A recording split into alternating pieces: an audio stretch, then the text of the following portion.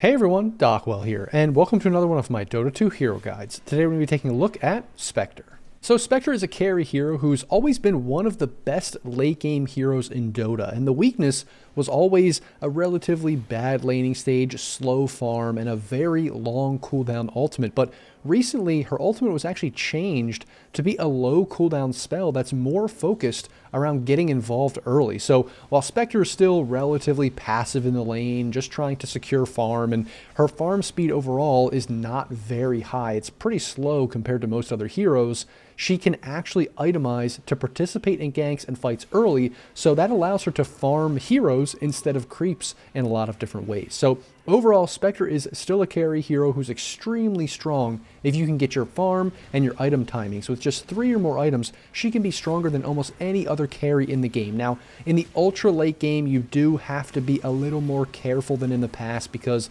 so many heroes scale with all these new abilities and passives and facets and talents and all that kind of stuff. But for the most part, you're still going to be extremely strong if you can just get your items. If you can just get to that timing, you're going to be extremely, extremely strong. Now, one quick note before we move on is she is extremely susceptible to being broken by Silver Edge or any kind of break from any hero because she really relies heavily on her 2 passets to survive and do damage. So just keep that in mind. That's her main weakness in general throughout most of the game, other than just that early timing. So it's not just like if she gets to 30, 40 minutes, she wins. She is susceptible a little bit to break, and that's kind of the main weakness. Now, for Spectre's normal abilities, they're pretty straightforward and easy to understand. First, we have Spectral Dagger, and this is pretty straightforward. You can see the AoE is really big here, and you can just cast it in a direction, and it shoots out this dagger, and it does some damage and slows on its path. We'll put free spells on here. And I can also cast it on the axe, and then it hits him, does some damage, slows him, and follows him around. The other thing is that it also works no matter, where they go. So it'll follow you and also give you vision when they go in the trees or out of vision, which is great for chasing heroes down or even using your other abilities and things like that to just chase them down and kill them. Or, if they're chasing you, then they're not going to catch up to you as much. You know where they're going, all that kind of stuff. So it can be good in that way. It's also good for, farm speed because you're hitting a bunch of creeps, everything on the path. You can secure last hits like range creeps in the lane, that kind of stuff. It's your main farming steroid, your main way to lane. Honestly, it's one of the only abilities that you're really going to be casting throughout the entire game. And the other thing that it also allows you to do is escape in sticky situations. So you can cast it over a cliff, and then it gives you the ability to just kind of cliff walk and go wherever you want, which is really, really important for getting out of sticky situations in the lane or just later in the game. Or if you want to chase someone down, you can go through the trees. Like if I cast it here, now I can just go all through the trees. So it gives us here a little bit of extra mobility to allow her to get in and out of fights or in and out of dangerous situations, like I said. So that's Spectral Dagger. Pretty straightforward ability, but has some different uses. Then we have Desolate, and this ability just amps up her right-click damage. So basically, if a hero or a creep is isolated and you attack them, they take more damage. You can see there's like this little animation that happens. It's kind of hard to see, but if we bring the axes close together, you can see it no longer does that extra damage. You can see it's taking less damage. That animation doesn't really play. So that's really the main thing that this ability does. And it also does pure damage, which is great because that bypasses magic resistance. It bypasses armor. That's just so good. Pure damage is always going to scale great into the late game, and it's one of the things that makes this hero just shred heroes and also even shred Roche with a Manta later on in the game. So I'll just even show you this now because it's just one of the items you're going to be buying on this hero every single time pretty much.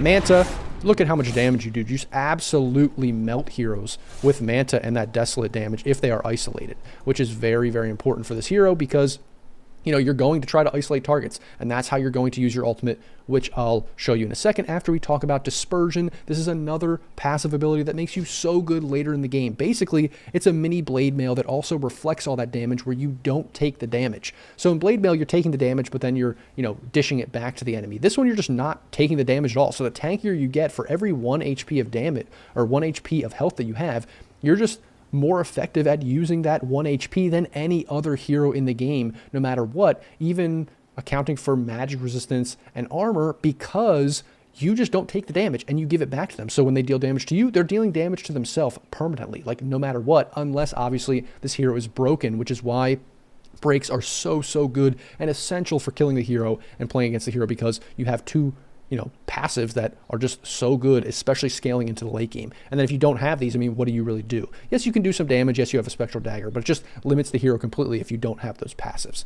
So again, pretty straightforward abilities, but just you can see how this makes this hero really, really good late game and also very bad against breaks. Then lastly, we have the ultimate.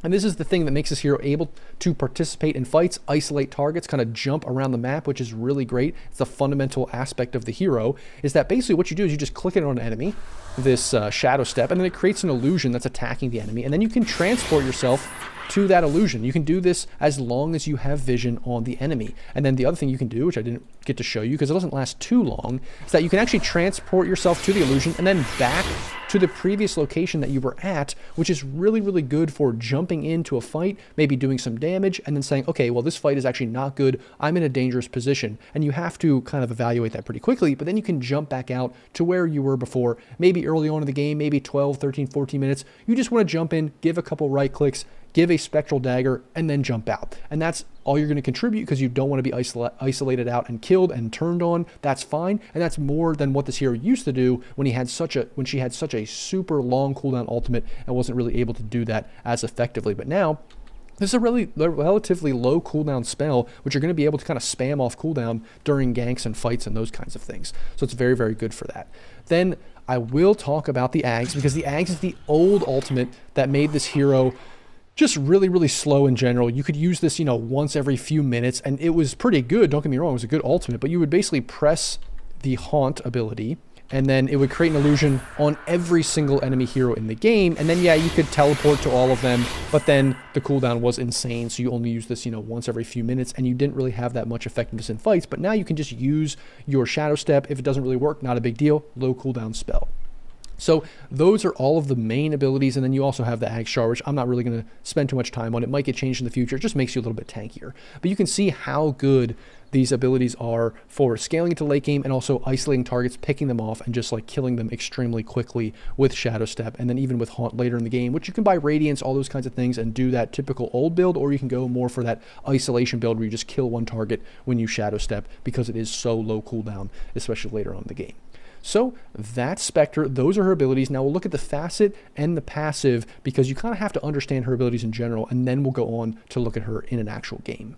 As for facets, Twist the Knife is the facet everyone's really picking right now. Forsaken just isn't as good. They'll probably buff it or change it. We'll have to see. But Twist the Knife is really good for jumping in and out with reality and that Shadow Step or that Haunt like I showed you, because this basically makes the cooldown go from 1 second on reality to 0. So now you can jump back and forth as much as you want, where otherwise you'd have to jump in, kind of wait a second, and then jump out, which that's not a huge deal in every situation, but sometimes it can get you caught in some sticky situations. Sometimes you just want to jump in, Manta, maybe even stun them, silence them, something like that, and then jump out real quick because you know you're going to get turned on as soon as you do that, because maybe you're jumping them in the enemy base, something like that, something crazy, and you want to get out as soon as possible, which is really good. The other thing it also casts Spectral Dagger on that target, which just amps up that damage, which is great, which this doesn't do.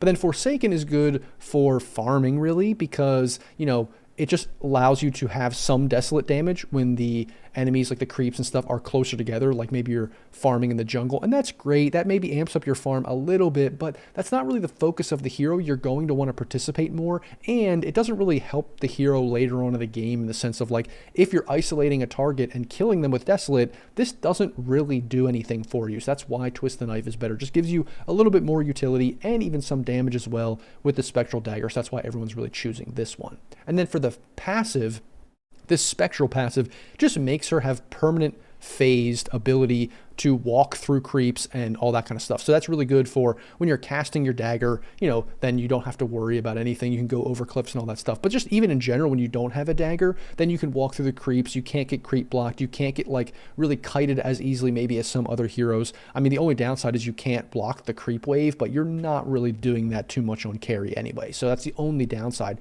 But you're never going to be buying phase boots then, treads pretty much every time, because you already have that phase built into you. So that's Spectre. Those are her abilities, those are her facets and her passive. Now let's jump into a game and see how she's played. So the laning stage on Spectre is really just all about doing whatever it takes to secure last hits, because you really have one spell that does anything. I mean, your Spectral Dagger can harass the enemy and can secure some creeps, but it's not that great. Like, a lot of carries have some way of being aggressive early. Spectre isn't really one of those. Maybe there are situations where the offlaner's alone or the support's alone and you can kind of get aggressive on them, but for the most part, you're going to be passive. You're going to just try to get your last hits, not take a ton of harass damage, and get as much out of the lane as you can before you're inevitably forced to go to the jungle or switch lanes, because the hero isn't really, that big of a threat until you get an item or two, and that's going to be something that the enemy is almost always going to try to take advantage of, because they want to limit your farm, because they know if it gets to that point where you get a few items,